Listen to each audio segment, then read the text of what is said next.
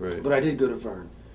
And How was he like? Vern was like a crazy guy. You know, Really? Vern was like, he was always nervous and jittery, and he was old school. Obviously, Yeah, I heard he was been around kinda, like, for a long time, and Heard he wasn't up to the times. Wasn't up to the times too much. It wasn't his fault. You know, I can understand. Maybe people look at us and say did the same thing today, that we're not up on our times because we're thinking old school. So that was probably the difference in AWA compared to the other places you worked, maybe with Vern. Yeah. Not quite as, but he had a great territory, great product. Like you say, Vince took his talent. Yeah, they took everybody. Took everybody. So he had. If Vince took him, then Vince had a use for him. Well, what was the feeling like around the AWA? Because obviously you were there when that started to take place. What was the good thing about it is I got there before it actually took place. So I got to experience a little bit of Vern's territory pure. Before Vince came and raided it. Now he did get Hogan by then. Right. He had Hogan, but he didn't have everybody. Right. We still had the Road Warriors. We still had the guys that were there. I don't know the names. You know, I think of Baron von Raschke and the Crusher and the Bruiser. That's back to the old school thoughts. The old of school. Vern, you know. Who else did he take out of there? Can you remember off the top of your head? Boy, they had Schultz probably went, and then I'm trying to think now.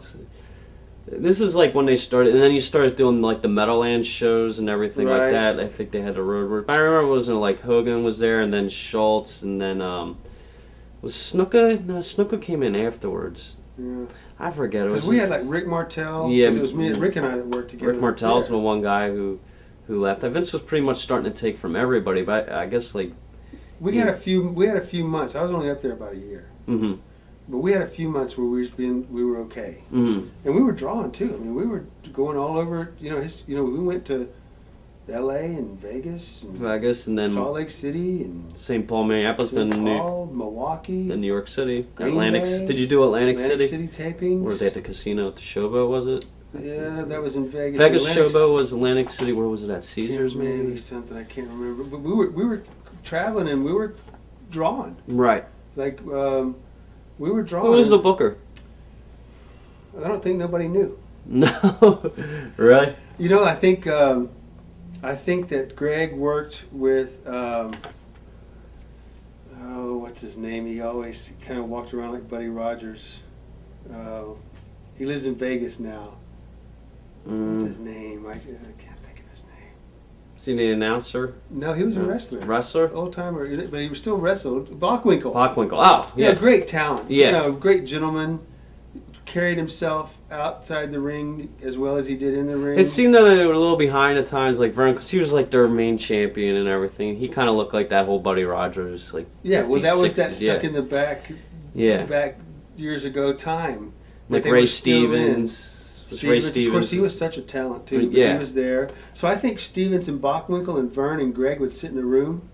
I think they would work it out maybe. There was no real like the booker. It was like a little group going. Right. Because a lot of times, you know, they were open to suggestions, and as far as my gimmick was concerned, I pretty much always, you know, choreographed as far as what we were doing, where we were going, at least to some degree. Did you like working with Martel? Very much so. He had title matches. Gentleman. Right, he had title matches. One was at the Meadowlands, right? Yeah, excellent worker. Worked with him up in Montreal. Did it seem like everything was kind of like relaxed there? Maybe it wasn't as insane as Texas and all that, so maybe it was like a good break for you? Definitely, I needed it, yeah. How did Vern like the gimmick? Because your gimmick was pretty revolutionary. Did he get it, or? I think he did. You know, I think he got it. I think he was going like, what's this? Yeah. Why is she here? You know? Oh, I see. There's no seats left out there? Oh, okay. I get it now. Yeah. I get it now. Vern wasn't sure what I was going to do, if I was going to do what I was supposed to do or not. I always got that feeling like they didn't quite trust me. They thought maybe I was a loose cannon, and maybe I was. That was. I'm sorry, you know. Right. I wasn't a loose cannon to the part that, like I said, I never missed a show, except the one in Kansas City. You could depend on me being there, and I'll do what you want me to do. Will I do it exactly the way you tell me to do it? Well, probably not. Right. Because I'm going to do it the way I think it's best. I feel it should be done. And I'll do part of what you want too, because I have to, because I work for you and you pay me. So there's a balance there. But I would probably have a tendency to venture off a little deeper maybe than anybody else. So we came down to do this match, and they said, yeah, you know, about 45 minutes. Make it a real hard match. 45. I can't remember. I think we were in Vegas or where we were at. So I went to Hall and Henning, and I said, look, let's take this up to the last 10 seconds. Let's make it look like we're going to go Broadway and not switch the titles. Just for the hell of it. Right. You know? Let's just make Vern's blood pressure really go up with everybody else, you know, that was in the office that was looking at this title swap, you know. And we did, man. In 45 minutes, the referee's going, hey, it's time to go. It's time to go. Well, we ain't ready yet. Come on, man, it's time to go. 3 minutes remaining. Now we look, peek around, and heads are coming out in the back. Oh no, man, they're not going to drop the belts. Right, you know? right. They're going to hose us here, you know. Right. Me and Reeks. 2 minutes remaining. 1 minute remaining. Now I know they're holding their heads like this. Like, oh man, he's done it now for sure. And I never did nothing like that, you know, but I'm just jacking with him a little bit. 15 seconds remaining. And we did I threw Hall in for a backdrop, and I said, just small package me. And so it didn't take like pow, pow, pow. Of course, the referee was counting before it was even going. Right, right. But man, we took it right down to the wire. Place went nuts. Yeah. What did Vern say to you? Nothing. He never said nothing. What's he going to say to me? You know? What can he say to me? Hit his head, scratch his head, yell a little bit. You know, he knows I ain't listening. I don't care anyway. Right. Is there anybody there you didn't like to work in AWA? No. No? Everything was good? In fact, when I think about my whole career, there's nobody. There's never been. Nobody that I ever didn't want to work with. Right. So after that, you guys lost the belts. How did your AWA days? How did that end up? You know, it was a winter territory. In the summertime, it basically kind of shut down.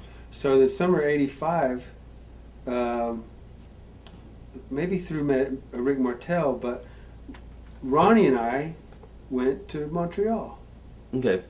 Matches with the Rougeos. Rougeos in the summer of '85. We sold out the Forum. The largest crowd the Forum has had, even over the Rolling Stones, in that particular match that we had.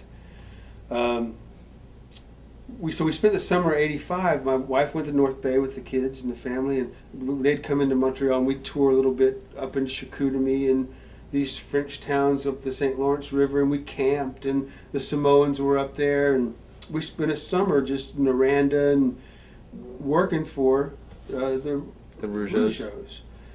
And man, we did great business because it was Ronnie and I against the two brothers. Right.